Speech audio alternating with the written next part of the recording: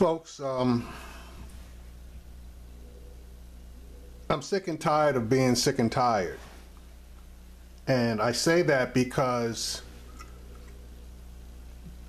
the system is designed so that the rights of black people do not have to be respected by any white person, and in particular, a police officer.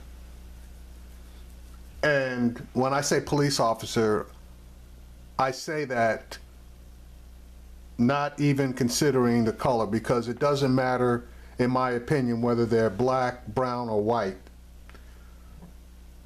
The majority of these police officers are of the same mindset, that black people, and in particular, black males, are dangerous. Now, they are dangerous with or without a weapon. They are dangerous when they are advancing on or retreating. They are dangerous when they are running away. They are dangerous when they are walking away.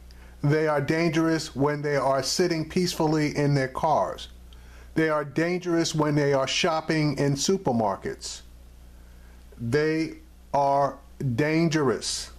And that's how all police officers view black people, black men in particular.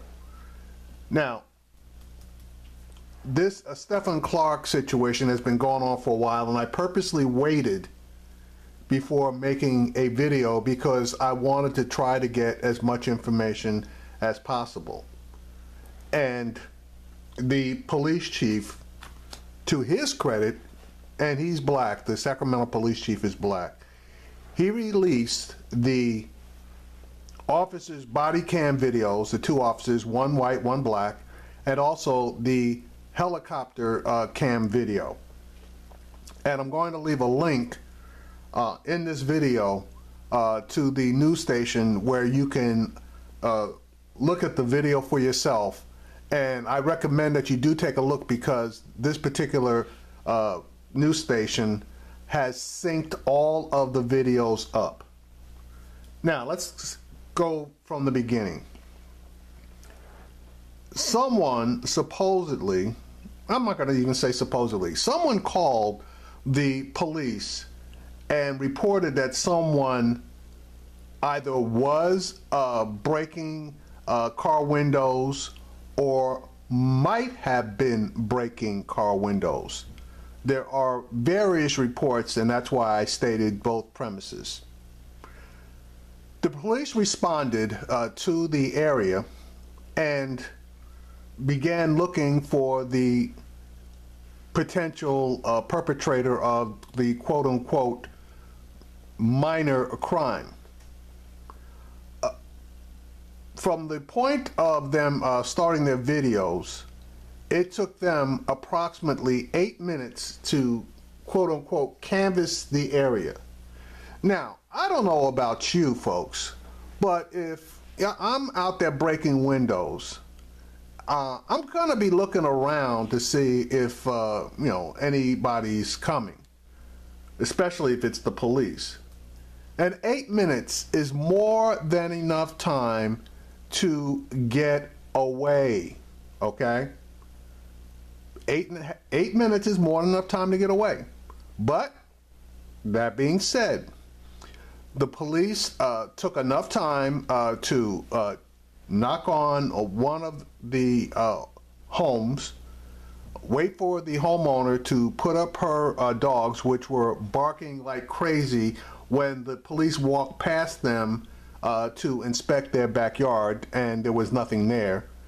So that in itself should have told you that nobody came through that backyard with 3 dogs out there, okay? But police, being what they are, they had to make the assumption that just because there are 3 dogs in the backyard and a stranger hopping a fence into that yard, that the dogs wouldn't have barked or put up a fuss. Okay, fine.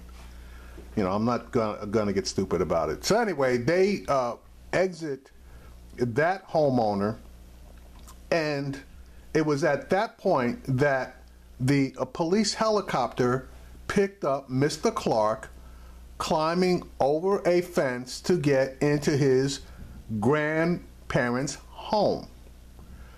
The police helicopter relayed the information of where Mr. Clark was, and the police proceeded to the area. Now, Mr. Clark apparently was looking in a car that was parked in the driveway of his grandparents' home when the police basically came upon him. Now, the police did not identify themselves, but they did yell, "Stop." Now, I don't know about you, but somebody yelling "stop" doesn't mean jack, except there might be an issue, and I am going to retreat, which is what Mr. Clark did. He ran into what he thought was the safety of his grandparents' backyard. Okay, the police pursued with guns drawn. Now, remember, I said that the police said, "Stop, stop, stop." They lost sight of him. The police regained sight of him, okay? And at this point, they yelled, "Show me your hands, gun," one time. They lost sight of him again. But that being said, apparently the police officer saw a gun. Otherwise, why would he say gun?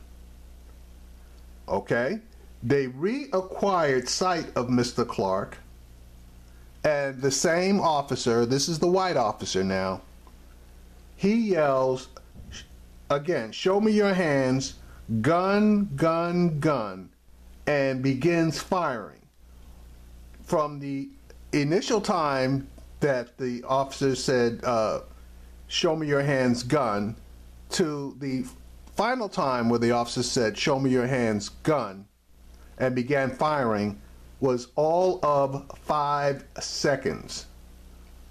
And then they began a shooting. It took them approximately 5 seconds to get off 20 rounds. Now, based on the video, the officer stated that he saw a gun not once, but twice. But folks, there was no gun. So how did he see a gun twice, which is what he stated? Okay. The officers also stated that Mr. Clark advanced towards them with his arms extended and an object extended in front of him. Now, I don't know about you folks, but if I have a cell phone, I do not think that I am going to extend a cell phone in front of me in order to protect myself. So I think that that, folks, is a lie. But now we have the autopsy. The autopsy showed that Mr. Clark was struck by 8 bullets. 1 of them in his side, 6 of them in his back, and 1 of them in his leg. None of them, again, let me repeat this, not one shot was taken by Mr. Clark in his front, in his chest, okay? So if Mr. Clark presented a danger to them, why did they not shoot him in the front? Now, this is what I think happened. And again, I'm going to leave a link to the video. And then there are other videos out there regarding the autopsy that the family had done, which the state is going to dispute more than likely. Mr. Clark was coming from somewhere when the police helicopter picked him up. And he probably had a habit of hopping a fence to get into his grandparents' home. Because his grandparents' front doorbell didn't work, he hopped a fence to go directly to the back to knock on the window in order for his grandparents to open up the garage to let him in. That's why he was in the backyard. When the officers encountered him, and he didn't know what the hell was going on, so he retreated, obviously, went to the back window to try to knock on it in order to get into the house, into safety. His left side was facing the officers when they yelled gun and started shooting. The first bullet, okay, the first bullet, I believe, and I didn't do the autopsy, but this is all my conjecture. The first bullet struck him in the left side from back to front, which caused him to begin to spin around. The subsequent bullets were the ones that basically caught him in the back and in and out of his neck, shattering his vertebra. One of the final bullets struck him in the leg as he spun around to the point that he actually was basically facing them, and then he was in the process of going down. That's what I think happened. Now, Mr. Clark went down with his left arm, which was the arm that was holding the cell phone, beneath him. The officers waited at least 10 minutes before they approached the body. Now that's important only because the private autopsy stated that none of the shots were instantly fatal. And Mr. Clark apparently died between 3 and 10 minutes of being shot. So basically he was laying there dying, and the officers were still in fear for their lives, even though they stated on their body cams that he had not moved. 10 minutes he laid there without any attempt being made to render any type of aid or assistance to him. When the officers finally summoned enough courage to approach the now dead body, did they check for a pulse? No. The first action they took was to immediately handcuff him. And even then, they did not make a call for paramedics. And one officer stated that he had to go back to, I guess, the vehicle in order to get a breath mask, I guess, to give him mouth-to-mouth or whatever. But he didn't even do that. Now, the paramedic fire truck showed up about 15 minutes after the shooting, and it was at that point that one of the officers tells the other officer to mute his body cam. So there was no further audio. Now, that was a direct violation of the Police Oversight Board, which had previously told the department that officers were violating policy by muting their body cams when they were in the middle of a police situation or investigation. Now, the police department is making no further comments subsequent to releasing the video, other than an investigation is going forward, both locally by the police department, obviously, and the state attorney general has come out and said they are doing an independent investigation. But I got several questions here.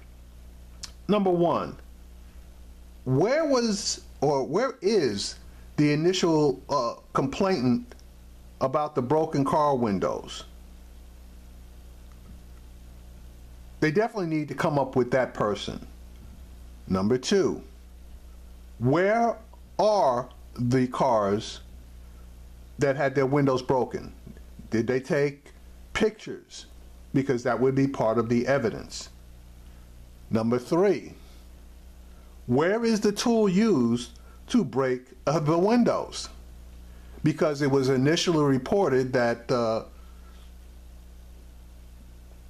Mr. Clark had a gun, that he had a crowbar that he used to break the windows, and then finally it was admitted that all he had was a cell phone. So where's the tool that was used to break the windows if in fact the windows were broken? Number three, or four, whichever, why did the police not identify themselves when they first came upon Mr. Clark? If you check the videos, you are not going to hear the police identify themselves. The only thing that you're going to hear from them is stop, stop, stop, and show me your hands, gun, show me your hands, gun, gun, gun, and then they opened up the barrage. Now, remember, folks, the officer, when they first came upon Mr. Clark, said stop. That's all they said was stop. Those said it 3 times. They didn't say, police, stop. They just said stop. It was dark out there. So how the hell is he supposed to know that these are the police ordering him to stop?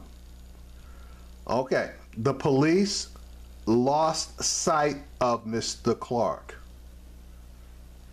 Now, the second time they acquired sight of Mr. Clark, they said, show me your hands, gun. That one time. Okay, so apparently they saw a gun. Now they lost sight of Mr. Clark again. Now, the third time they acquired Mr. Clark, they said, show me your hands, and then said, gun, gun, gun, and that's when they began to fire. No, folks. And it's really important that you check out the video that syncs up all of the body cams and the helicopter cam, because the helicopter cam didn't acquire the quote-unquote suspect, or didn't acquire Mr. Clark, because at that point, honestly, he didn't break any windows. We can just clear that up right now. But helicopter acquired a person climbing a fence, and they jumped to the conclusion that he was the person they were looking for. And that's what helped direct the officers to his location. So, sick and tired of being sick and tired. This was not a righteous shooting. The officers imagined a gun, not once, but twice. These officers had not been on this particular Sacramento police force for that long. They both had previous jobs at other police departments, and in my mind, I would love to know why they left those departments to join the Sacramento Police Department. I'd like to know their history, their record. I definitely want to know if they drug tested these cops after this incident. But this, in my mind, and in a lot of people's mind, is a straight out execution, and these cops need to be held accountable. But honestly, I'm not really holding out any hope here, because the Sacramento Police Union is already jumping up and down and throwing shade on Mr. Clark, talking about videos that he made, etc., etc., etc. But according to information, and I might not have complete information, he had never had a problem with the police.